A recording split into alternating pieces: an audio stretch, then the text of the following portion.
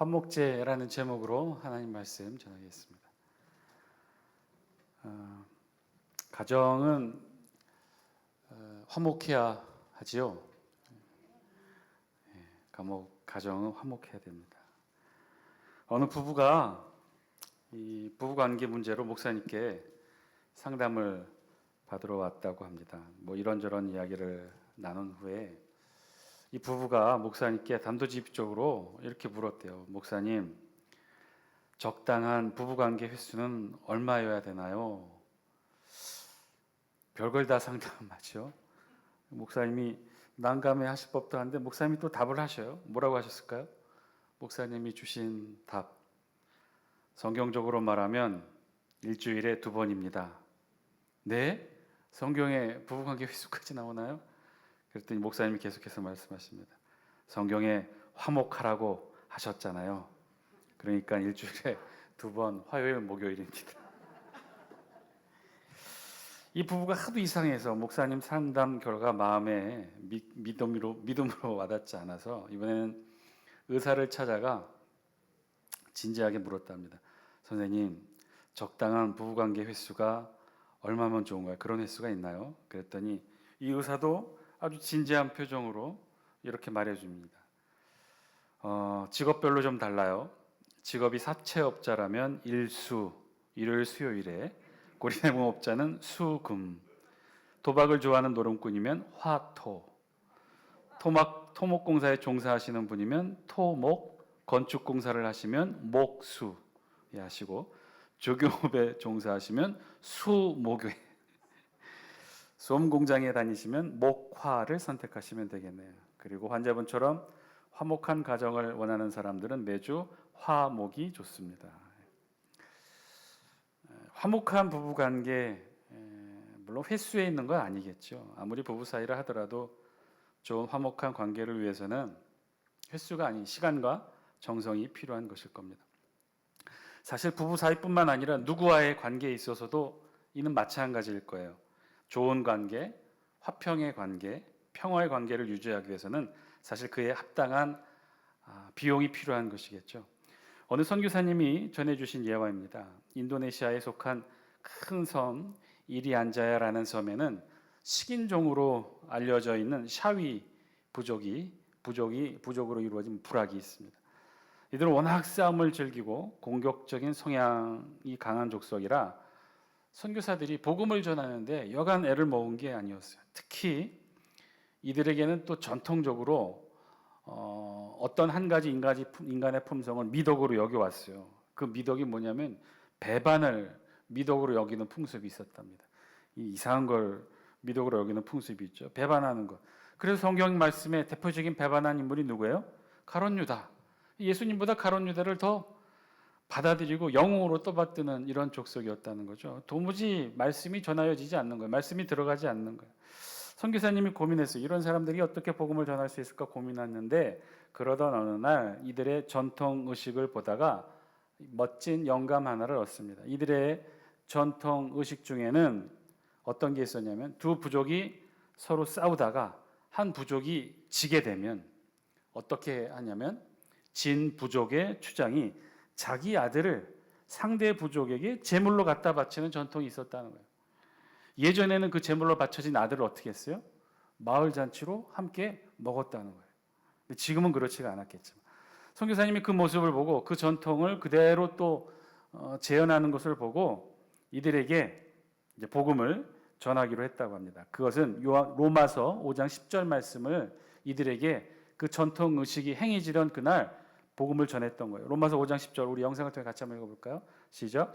곧 우리가 원수 되었을 때에 그의 아들의 죽으심으로 말미암아 하나님과 화목하게 되었은즉 화목하게 된 자로서는 더욱 그의 살아나심으로 말미암아 구원을 받을 것이니라. 아멘. 이 말씀을 그 서로 진 부족의 추장이 자신의 아들을 내어놓는 그 자리에 이 말씀을 선포하면서 선교사님이 복음을 전했던 거예요. 마찬가지로 우리와 하나님 사이에 불순종의 죄로 인해 우리와 하나님 사이가 원수되었을 때 하나님은 자신의 독생자 아들 예수 그리스도를 이 땅에 보내셔 십자가에 죽게 하심으로 우리와 하나님 사이 원수된 관계를 화목의 관계로 바꾸셨다라고 복음을 전했던 거죠. 이 부족 사람들이 어떻게 됐을까요? 다른 성경의 모든 말씀들은 다 귀에 들려오지 않았는데 이 부분의 말씀, 로마서 5장 10절 말씀만큼은 이들 귀에 쏙쏙 들어오게 됐던 거예요. 왜냐하면 항상 일상적으로 있어왔던 일들 중에 하나가 진부족의 추정의 아들을 우리가 받아서 그렇게 했기 때문에 이 일에 대해서 복음의 말씀, 로마서 5장 10절에 있는 말씀이 그대로 복음으로 받아들이게 되었다는 거예요. 사실 우리들의 삶도 그 어느 때보다도 이 화평과 평화가 필요한 시기를 지금 우리도 살아가고 있죠. 지금도 이 땅 가운데 아직도 전쟁 중인 나라가 있습니다. 그리고 굳이 전쟁 중인 남의 나라 이야기를 하지 않더라도 지금 우리나라의 상황도 그렇게 안전하지만은 않죠. 북으로는 북한과 군사적으로 여전히 대치 중입니다. 종전이 아니죠. 휴전 상태예요. 거기에 지금 어떻습니까? 바뀌어진 국제 정세로 인해 미국의 압력으로 우리가 중국과도 러시아와도 지금 억지로 척을 지게 생겼어요. 거기에 늘 호시탐탐 우리가 늘 안 되기만을 이 지구상에서 유일하게 바라는 나라가 하나 있죠. 어떤 나라예요? 일본이죠. 미국도 동맹, 혈맹이라는 관계라고는 하지만 언제나 그런가요? 경제 문제나 실리를 앞세운 외교 문제에 있어서는 늘 자국의 이익만을 우선시하는 게 대표적인 미국이라는 나라예요. 예전에 그런 말이 있었죠. 어떤 말이 있었어요? 해방 직후 이 땅 가운데 많은 백성들에게 회자됐던 말, 소련에 속지 말고, 미국은 어떻게 해요? 믿지 말고, 일본은 잊지 말고, 조선 사람 조심해라. 실제로 1945년 해방 직후 한반도 이 땅에 많이 회자되었던 사행시예요. 이 땅의 많은 백성들이 해방의 기쁨 가운데서도 변화되는 국제 정세를 보고 이렇게 이야기를 만들어 서로를 격려했던 거죠. 여기에 나중에 일본을 잊지 말고로 잊지 말자를 일본은 일어선다로 바꾸어서 번영된 버전이 생겨나기도 했는데, 그런데 지금 보니 다 이해될 것 같은데 조선 사람은 왜 조심하라고 했던 것일까요? 문장을 잘 읽고 보니 이해가 되더라고요. 소련에는 속지 말고, 미국은 믿지 말고, 일본도 곧 패망했으나 곧 다시 일어날 것이니 조선 사람들은 어떻게 하라는 거예요? 조심하라는 거겠죠. 다 마냥 믿지만 말고 또다시 어리석게 일제 36년간 지배를 당했던 어리석은 과오를 되풀이하지 말고 늘 조심하라는 거죠. 지금의 우리의 삶 속에서도 사실은 그 어느 때보다도 이 평화가 필요한 때입니다.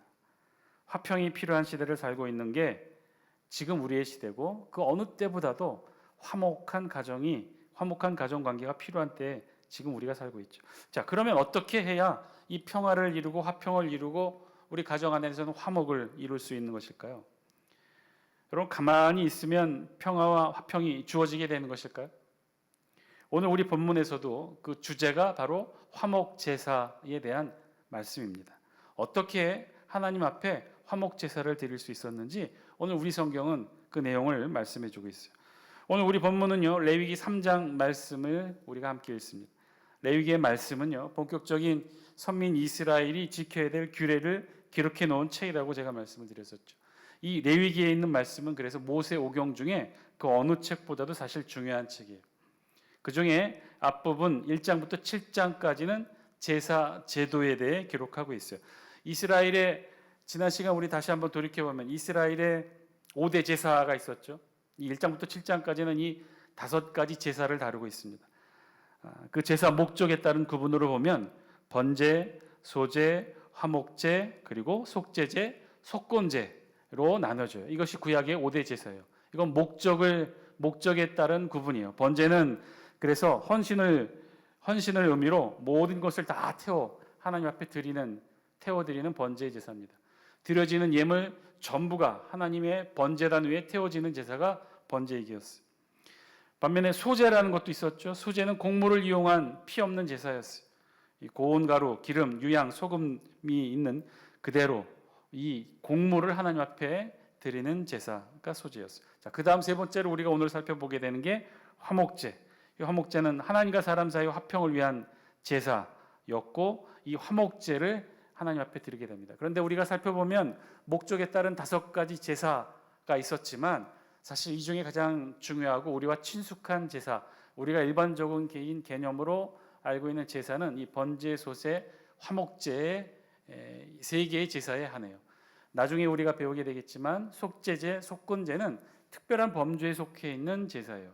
그래서 일반적으로 이 5가지의 제사를 크게는 2가지로 구분합니다. 하나님 앞에 향기로운 냄새로 올려드리는 제사가 있고, 하나님 앞에 향기로운 냄새로 인정받지 못하는 제사가 있어요. 그 중에 향기로운 제사로 하나님께 앞에 드려지지 못하는 제사가 바로 이 속제제, 속건제예요. 그리고 하나님 앞에 향기로운 냄새로 올려지는 제사, 우리가 알고 있는 일반적인 제사는 이 번제, 소제, 화목제에 속합니다. 자, 그리고 우리가 또 지난 시간에 배웠던 거, 우리 성경에는 기록되어 있지 않지만, 구분되어 있지 않지만 성경 속에 이 제사 방법에 따른 4가지 제사 방법이 있었다고 그랬죠. 첫 번째는 태워 드리는 화제, 그리고 요제와 거제가 있었는데, 요제는 뭐라고 그랬어요? 하나님 앞에 요제는 앞뒤로 흔들어 드리는 거예요. 앞으로 드려서 하나님께 드리고 다시 뒤로 하나님 앞에 받는 거예요. 그게 요제예요. 그리고 거제는 위아래로 하나님 앞에 위로 올려드리고 그리고 내려서 받는 게 거죠. 그리고 마지막 4번째 방법은 전제, 부어드리는 제사였습니다. 자, 이것이 오늘 이 중에 우리가 화목제를 우리가 다루게 되는데, 그 대표적인 것이 이 화목제예요. 오늘 우리가 함께 읽은 본문 레위기 3장 1절로 5절에 있는 말씀은 3장 전체가 그 내용이지만 그 중에서 앞에 우리가 5절까지의 말씀만 살펴봅니다. 그 중에 앞에서 말씀드렸던 5가지, 목적에 따른 5가지 제사 중에 화목제에 대한 설명이 바로 오늘 본문에 우리 성경에 기록되어 있어요. 우리 다 함께 1절 말씀 영상을 통해 같이 한번 읽겠습니다. 시작. 사람이 만일 화목제 제물을 예물로 드리되 서로 드리려면 수컷이나 암컷이나 흠없는 것으로 여호와 앞에 드릴지니. 아멘. 화목제 제사를 위해 준비할 수 있는 제물에 대해 우리 성경이 기록하고 있어요. 이 말씀에 의하면 화목제로 드려질 수 있는 제물로 대표적인 그 짐승 뭐를 말씀하고 있냐면 소를 말씀하고 있어요. 소. 그리고 화목제로 드릴 수 있는 제물의 종류는 소만 있는 게 아니었죠. 6절에 보면, 영상을 통해 6절 보시면 우리 같이 한번 읽어볼까요? 시작. 만일 여호와께 예물로 드리는 화목제 제물이 양이면 수컷이나 암컷이나 흠없는 것으로 드릴지며. 2번째 화목제 제물의 대상으로 양을 말씀하고 있죠. 그리고 12절에서는 예물이 염소일 경우에 대해서도 기록해요. 자, 그래서 이 말씀들로 보면 화목제 제물의 대상은 소도 있고 양도 있고 염소도 있다는 것이죠. 소, 양, 염소 모두 화목제 제물의 대상이 될 수 있다는 거예요. 특징이라고 한다면 어떤 특징이 있을까요? 우리가 봤던, 여태까지 우리가 공부하면서 봤던 피 흘림의 제사는 번제, 소제, 화목제, 지금 우리가 3번째 화목제인데 그 중에 피 흘림의 제사는 번제가 있을 테니 번제와 화목제가 비교가 될 수 있겠죠. 자, 이 번제와 화목제를 비교해 봤을 때 다른 특징이 있다면, 화목제의 특징이 있다면 어떤 것이 있을까요? 소, 양, 염소까지, 소, 양, 염소까지, 소, 그 다음 작은 양, 그 다음 작은 염소. 번제에는 그런데 여기에 한 가지 제물이 더 추가되어 있었죠. 뭐가 있었나요? 여러분 기억나셔요? 우리 번제의 제물로는 비둘기도 있었죠. 비둘기. 새를 번제로 드리는 경우도 있어요.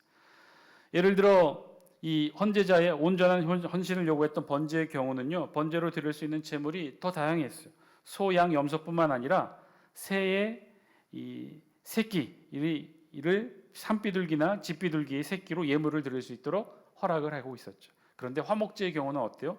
달라요. 화목제의 경우는 제물의 대상이 소, 양, 염소로 한정되어 있어요. 비둘기를 화목제 제물로 드리도록 허락되어 있지는 않아요. 화목제 제물로는 소, 양, 염소로만 한정되어 있어요. 2번째, 다른 번제와 다른 이 화목제 제사의 다른 한 점 한 가지가 더 있는데, 그것은 뭐냐면 소, 양, 염소, 화목 제물로 드릴 수 있었던 제물에 암컷이나 수컷의 구별을 따로 두지 않았다는 거예요. 예를 들면 번제의 경우 레위기 1장 3절 말씀, 영상으로는 준비가 안 돼 있을 텐데 우리 같이 한번 성경책 보면서 같이 한번 읽어볼까요? 1장 3절 말씀이에요. 1장 3절 레위기 1장 3절 함께 읽습니다. 시작. 그 예물이 소의 번제이면 흠없는 수컷으로 회막문에서 여호와 앞에 기쁘게 받으시도록 드릴지니라. 아멘. 번제의 경우에는 수컷, 암컷, 수컷의 구별이 있어요, 없어요? 있어요. 암컷은 안 돼요. 번제로 드릴 수 없어요. 수컷만 번제로 드릴 수 있도록 그랬어요. 왜 그랬을까요? 왜 번제에는 수컷을 제물로만 삼았을까? 왜 암컷은 안 됐을까? 여기에는 두 가지 이유가 있는데, 첫째는 고대에는 수컷이 암컷까지를 대표하고 아우른다라고 생각했어요. 남성이 여성을 대표할 수 있다. 남성이 여성과 남성 모두를 대표할 수 있다라고 생각했던 거겠죠. 그래서 수컷은 암컷까지를 대표해서 수컷 그 자체로 하나님께 드려지는 온전한 제물로 대표되어질 수 있다는 거예요. 이야기는 반대로 암컷이 수컷과 암컷 모두를 대표할 수 있다 없다? 없다는 거예요. 이 수컷과 암컷에 대한 구별을 두었어요. 두 번째 이유로는요, 경제적 실효성 때문에 그랬다고 해요. 수컷보다는 암컷이. 여러분, 수컷이 더 효용 가치가 있을까요? 암컷이 더 효용 가치가 있을까요? 예? 수컷이 더, 요즘 속값이 수컷이 더 비싸나요? 암컷이 더 비싸나요? 육으로는 수컷이 더 비싸죠? 아닌가요? 암컷이 더 비싼가요? 소 자체로는 효용 가치는 수컷보다는 암컷이 더 많다고. 왜 그렇죠? 암컷은 젖을 사용할 수 있기 때문에 인간에게 더 효용성 있는 동물이어서 하나님께서 인간을 위해 수컷만을 제물로 받으셨을 것이다. 이제 이렇게 추측을 하기도 합니다. 자, 그런데 유독 화목 제물에서는 이 수컷의 규정을 풀어 주셨다는 거예요. 수컷만이 아니라 암컷도 되고 수컷도 다 화목제 제물로 바칠 수 있도록 하나님께서 그 제한의 한계성을 풀어주셨다는 거예요. 그럼 이유가 무엇이었을까? 왜 화목제는 번제와 다르게 이렇게 암컷, 수컷의 구별을, 제한을, 규정을 두지 않고 풀어주었던 것일까요? 그리고 왜 이 화목제에는 새 번제와 같은 작은 제물에 대해서는 허락되지 않았던 것일까? 왜 소, 양, 염소 큰 제물만 화목제물로 받도록 그렇게 하나님이 제한을 두셨던 것일까요? 이유는요, 화목제는 아주 특별한 제사에 속했기 때문에 그래요. 보통의 제사, 번제의 의미로는 어떻게 해요? 모두 태워서 하나님께 드리는 것이 기본적인 제사의 의미였죠. 그런데 화목제만큼은 그 기본 의미가 달라요.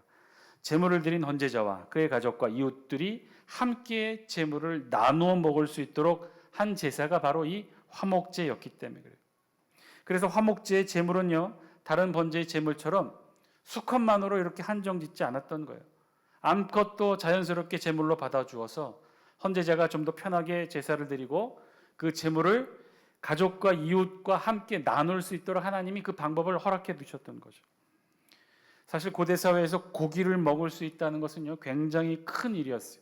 아무나 쉽게 고기라는 이 단백질을 먹을 수 있는 것이 아니었어요. 고기를 먹을 수 있는 건 매우 귀한 일이었죠.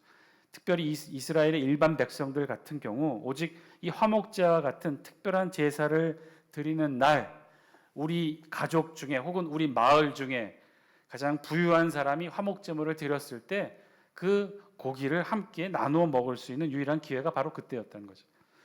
그 외의 경우에는 제물의 고기를 먹을 수 있는 경우가 극히 제한되어 있었어요. 우리 3절부터 5절까지 같이 한번 말씀 읽어볼까요? 영상을 통해 시작. 그는 또 그 화목제의 제물 중에서 여호와께 화제를 드릴지니 곧 내장에 덮인 기름과 내장에 붙은 모든 기름과 두 콩팥과 그 위에 기름 곧 허리 쪽에 있는 것과 간에 덮인 커플을 콩팥과 함께 떼어낼 것이요 아론의 자손은 그것을 제단 위에 불 위에 있는 나무 위에 번제물 위에서 살을 찌니 이는 화제라 여호와께 향기로운 냄새니라. 아멘. 번제와는 사뭇 틀리죠. 번제는요, 하나님께 번제단 위에 하나님의 향기로운 제물로, 냄새나는 제물로 올려지는 부위는요, 조각 나 있는 모든 부위였어요. 가죽을 제외한 모든 부위를 다 하나님께 올려드렸단 말이에요. 그런데 화목제는 정반대였어요. 어떻게 해요? 내장이 덮인 기름과 내장에 붙은 모든 기름과 두 콩팥과 그 위에 기름 곧 허리 쪽에 있는 것과 간에 덮인 커플 콩팥과 함께 떼어낼 것이요. 그러니까 인간이 먹을 수 없는 것, 정말 인간이 함께 나누어 먹을 수 없는 것 중에 고르고 골라서 그 중에 가장 기름과 특별히 쓴맛이 나는 내장 기관들만 하나님 앞에 태워서 올려드릴 수 있도록 한 거예요. 그리고 나머지는 다 어떻게 한 거예요? 다 헌제자와 그 가족과 이웃들이 함께 나눌 수 있도록 하나님께서 그렇게 열어놓은 제사가 바로 이 화목제였어요.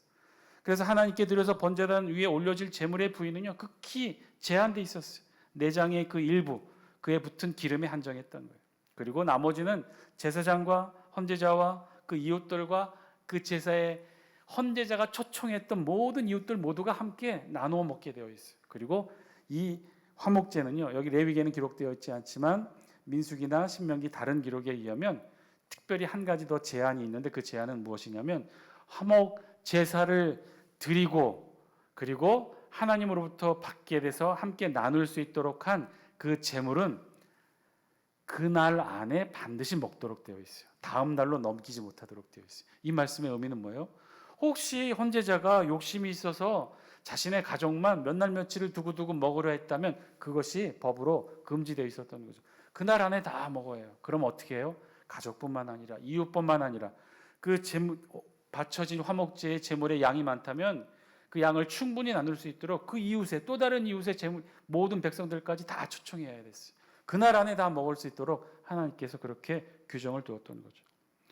화목제물은요, 그래서 암컷도 허용했고, 그래서 아까 번제에는 없었던 개인의 제사에 소용되는 새의 제물, 새와 같은 작은 제물, 집비둘기 새끼나 산비둘기 새끼 같은 작은 제물은 화목제의 제물로 허용되지 않았던 거예요. 왜냐하면 그거는 가족도 함께 나눌 수 있는 게 아니기 때문에. 화목제의 제사는 나눔의 목적이 있었어요.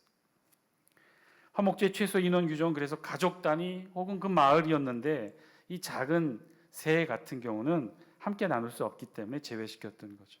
자, 그렇게 우리 성경 세 번째 제사 화목제는 이렇게 규정하고 있는 거죠. 자, 그런데요, 오늘 우리가 함께 다시 읽고 살펴볼 말씀은 1절 말씀이에요.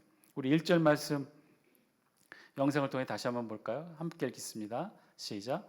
사람이 만일 화목제 제물을 예물로 드리되 서로 드리려면 수컷이나 암컷이나 흠없는 것으로 여호와 앞에 드릴지니. 아멘. 근데 여기서 우리가 주의해서 다시 읽어야 될 말씀은요, 앞부분에 있는 말씀이에요. 뭐라고 되어 있어요? 사람이 만일 화목제 제물을 예물로 드리되. 화목제를 드릴 때 어떻게 하라는 거예요? 제물을 예물로 드리라고 오늘 성경이 말씀하고 있는 거예요. 오늘 본문에 화목제라고 번역된 히브리어 단어는요, 원어는 뭐라고 되어 있냐면 쉘라밈이라는 단어예요. 쉘라밈, 히브리어 쉘라밈. 이 단어의 뜻은 화목, 평화라는 뜻인데, 여러분 쉘라밈이라는 히브리어를 들으면 어떤 단어 하나가 떠오르지 않습니까? 어떤 단어가 떠올라요? 평화에 대한 대표적인 히브리어 샬롬이 떠오르죠. 예, 맞아요. 이 샬람임의 원형은 샬롬이었어요. 샬롬. 그런데 오늘 이 샬롬의 뜻을요, 오늘 말씀과 함께 살펴보면 이 샬롬에 담겨 있는 진짜 참의, 참 뜻을 알게 돼요. 샬롬의 뜻은요, 샬롬, 평화, 화평은요, 우리가 알고 있는 것처럼 화목 혹은 분쟁이나 다툼이 없이 사이좋게 지내는 상태를 뜻하는 단어가 절대로 아니기 때문에 그래요. 우리 성경에서 말하는 이 샬롬, 샬람임, 화평, 평화라는 이 단어의 뜻은요, 그것을 이루기 위해 아무것도 하지 않는 것, 다투지도 않고 싸우지도 않고 분쟁 없이 지내는 상태가 결코 화평, 평화, 샬롬임이 아니라는 거예요. 샬롬은요, 그저 분쟁이 없이 유지되는 상태가 아니라는 거예요. 이 샬롬은요, 이것을 위해서 더 적극적인 형태의 노력들이 수반된다는 거예요. 화평과 평화를 이루기 위해 무언가 적극적인 행동을 해야 된다는 걸 말해요. 그 어떤 행동을 말하는 걸까요? 오늘 성경에 의하면 화목 제물, 화목 제사를 위해서는요, 제물을 드려야 한다는 거예요. 희생이 있어야 된다는 거예요. 가만히 있다고 해서 분쟁이 없고 다툼이 없고 그저 그렇게 서로를 바라보고만 있다고 해서 샬롬, 평화가 이루어지는 것 아니라는 거예요. 무언가 거기에는 적극적인 행위, 적극적인 노력, 우리는 그것을 희생이라고 부르는데 그것이 필요하다는 거예요. 오늘 성경은 그것을 설명해요. 1절 말씀 뭐라고요? 사람이 만일 화목제의 제물을 예물로 드리되, 이 이야기는 바꿔 이야기하면요, 사람이 만일 샬롬을 이루기 위해서는 재물이 필요했다는 거예요. 즉 화목, 샬롬, 평화, 화평을 위해서는 어떻게 되느냐? 재물, 즉 희생이 필요했다는 거예요.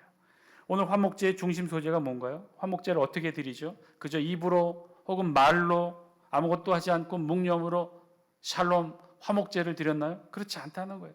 화목제사에는 희생 제물이 반드시 필요했어요. 따라서 성경이 말씀하시는 이 샬롬 평화는요, 희생이 요구되어지는 적극적인 행위를 가리켜요. 노력해야 되고요, 적극적으로 움직여야 되고요.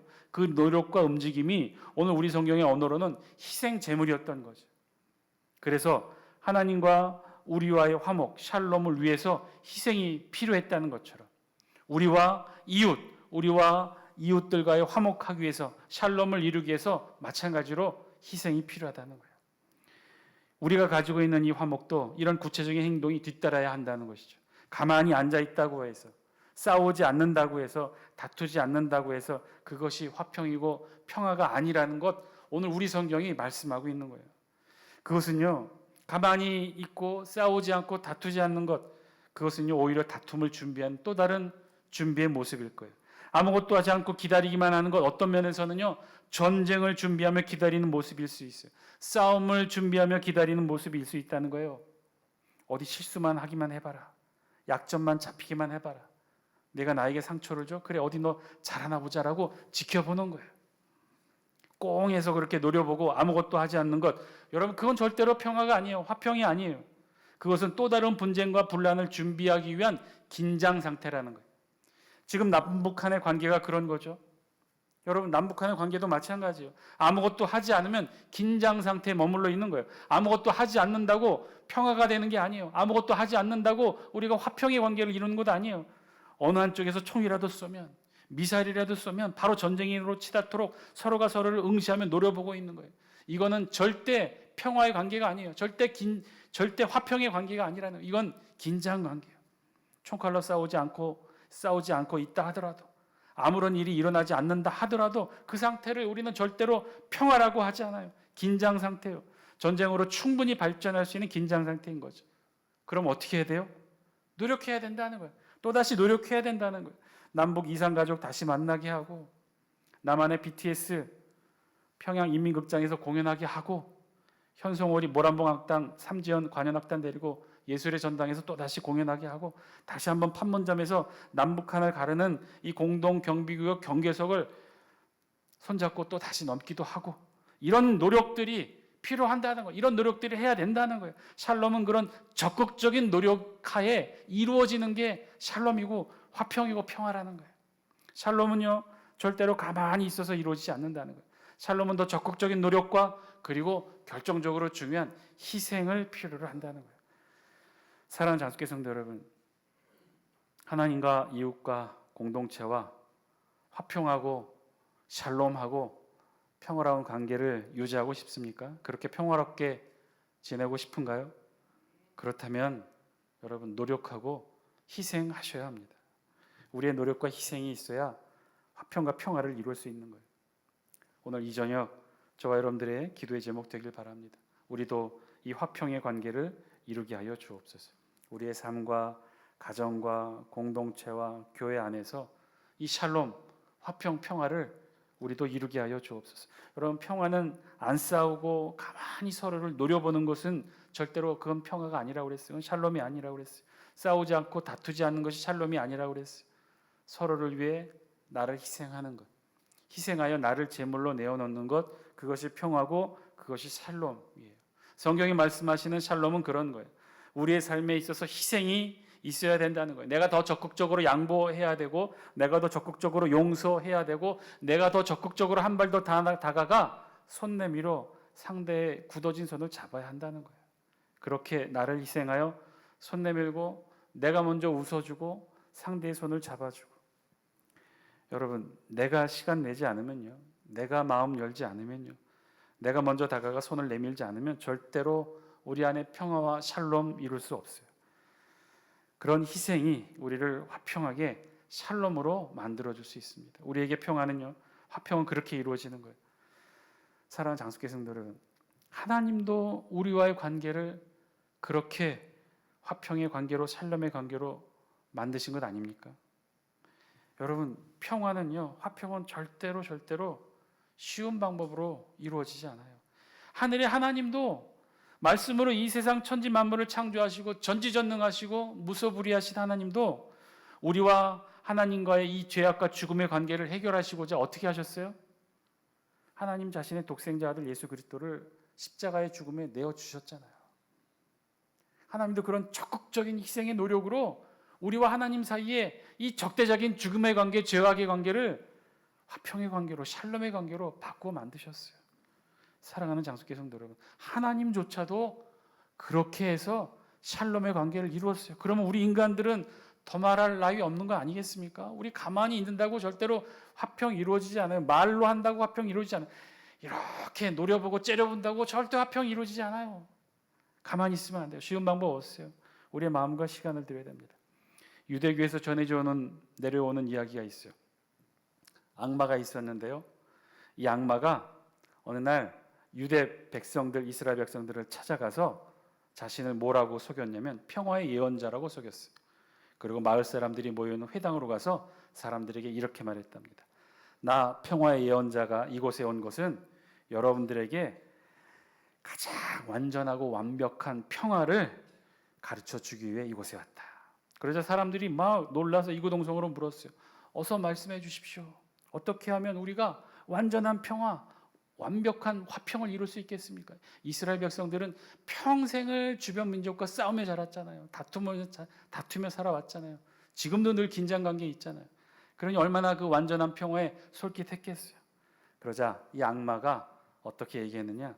커다란 자루에서 비둘기 한 마리를 꺼내 사람들에게 보여주며 말합니다. 자, 이제 이 평화의 비둘기, 이 온전한 완벽한 평화의 비둘기, 이 비둘기를 여러분에게 날려보내겠어요. 누구든지 이 비둘기를 잡는 사람은 완전한 평화를 누리게 될 것입니다. 이렇게 말하고는 평화의 비둘기를 회당 가운데 있는 이스라엘 백성들에게 날려보냈어요. 그랬더니 이 비둘기가 어떻게 했을까요? 푸다닥 사람들 머리로 날다가 창문이 열려 있는 것을 보고는 창문 밖으로 쑥 나가버렸어요. 사람들은 저마다 앞다투어 그 창문 밖으로 나간 평화의 비둘기 잡으려고 다 밖으로 뛰어나갔어요. 그런데요, 한 달이 지나도록 사람들은 이 평화의 비둘기 잡지 못했어요. 그러자 이 평화의 비둘기를 잡는 방법을 놓고 어떻게 됐느냐? 의견이 서로 분분해지기 시작했어요. 급기야 서로 파벌이 나누어지게 됐어요. 이 평화의 비둘기를 잡는 방법으로 파가 나뉜 거예요. 그물로 잡자는 파, 총으로 쏴서 잡자는 파, 약을 먹여서 잡자는 파. 그래서 마을 사람들이 이 여러 개의 분파로 갈라지게 되고 결국 나중에는 어떤 일이 일어났느냐? 평화의 비둘기를 잡는 거에는 뒷전이고 이제 각 분파끼리 적대감이 생기게 되었고 이 파벌들이 서로에게 전쟁을 선포하고 싸움을 하게 되었어요. 급기야는 마을 전체가 이 평화의 비둘기 잡을 생각은 모두 잊어버리고 서로를 향해 증오의 마음으로 계속해서 싸우게 되었대요. 사랑하는 장수께 성도 여러분, 이 세상에 쉽게 얻을 수 있는 평화 없다는 거예요. 이 세상에 말로 얻을 수 있는 평화 없다는 거예요. 우리 가정도, 우리 교회도, 우리의 삶이 이루어지는 모든 관계에서도 화평과 평화와 샬롬의 관계는 노력이 필요하다는 거예요. 희생이 필요하다는 거예요. 하나님도 우리와의 관계를 회복시키기 위해 희생하셨잖아요. 독생자 예수 그리스도를 이 땅 가운데 죽음으로 내어 보내주셨잖아요. 우리의 관계도 마찬가지입니다. 우리 안의 관계도 마찬가지예요. 우리 안의 관계도 화평의 관계, 화목의 관계가 되기 위해서는, 우리 가족이 화평과 화목의 관계가 되기 위해서는, 우리 구역이, 우리 여전도회가, 우리 교회가, 우리 일터가 화평과 화목의 관계가 되기 위해서는요, 누군가의 희생이 필요하다는 거예요. 그럼 어떻게 해야 돼요? 내가 희생하는 거예요. 내가 먼저 손을 내밀고, 내가 먼저 웃어야 되고, 내가 먼저 힘을 쓰고, 내가 먼저 노력하고, 내가 먼저 희생해야 되는 거예요. 이렇게 노려보면 돼요, 안 돼요? 어디 잘하나 보자. 실수만 해봐라. 지난번에 네가 나한테 상처 줬지. 오, 코니, 실수만 해봐라. 여러분, 노려본다고 그렇게 가만히 있는다고 절대로 평화는 이루어지지 않아요. 우리 안에 화평, 샬롬, 화목의 관계 다른 사람도 아닌 우리의 희생을 통해 이루어진다는 사실을 오늘 성경은 저와 여러분들에게 화목 제사의 방법으로 말씀해 주시는 줄 믿습니다. 오늘 우리 장수교회 안에 저와 여러분들의 희생을 통해 화목 제사의 향기로운 냄새가 하나님께 올려지게 되기를 주의 이름으로 간절히 축원드립니다. 우리 다 함께 이 기도 제목 놓고 함께 기도하기를 원합니다. 우리 안에 화평, 우리의 희생을 통해 이루어지게 하여 주옵소서. 우리 가정에서의 화평, 내가 희생해야 됩니다. 우리 일터에서의 화평, 내가 희생해야 돼요.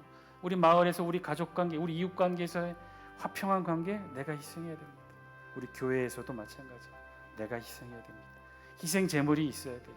샬롬의 화목 제사는요, 우리의 희생이 있어야 돼요. 저와 여러분들 오늘 말씀을 통해 들려진 하나님 음성 듣고 하나님 우리가 희생하게 하여 주옵소서.